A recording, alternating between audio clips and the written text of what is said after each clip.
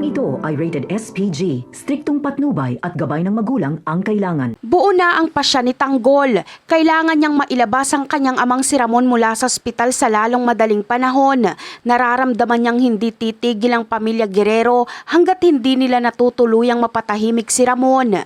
Dahil dito, wala nang urungan ang kanilang misyon na iligtas ito mula sa tiyak na kapahamakan sa kamay ng mga kaaway. Pagkatapos ng kanilang sagupaan sa mga pulis dahil sa pagsuplong sa kanila ni Divina, hindi na sila nagsayang ng oras. Agad na tinipo ni Tanggol ang kanyang mga kaibigan upang buuin ang kanilang plano. Ang bawat segundo ay mahalaga, kaya't kailangan nilang kumilos ng mabilis at maingat para maisakatuparan ang kanilang layunin na mailayo si Ramon sa panganib. Ang kanilang naisip na paraan ay magpanggap upang makapasok sa ospital nang hindi napapansin. Si Tanggol ay magkukunwaring isang pasyente na nangangailangan ng tulong na medikal.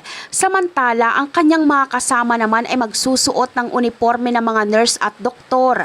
Sa ganitong paraan, malaya silang makakagalaw sa loob ng ospital at mahanap ang kwarto ni Ramon. Ngunit hindi naging madali ang lahat dahil sa matalas na pakiramdam ni Rigor. Kahit gaano pa nila paghandaan ang kanilang mga kasuotan at pagkukunwari, napansin pa rin ito ang kanilang kakaibang mga kilos. Agad niyang nalaman na hindi sila totoong mga tauhan ng ospital at may ibang pakay ang mga ito sa kanilang pagpunta roon. Hindi na nag-atubili pa si Rigor at kaagad niyang hinarap at sinita ang grupo nila Tanggol. Ang tensyon sa pagitan nila ay mabilis na umabot sa sukdulan na nauwi sa isang biglaang putukan sa loob mismo ng ospital.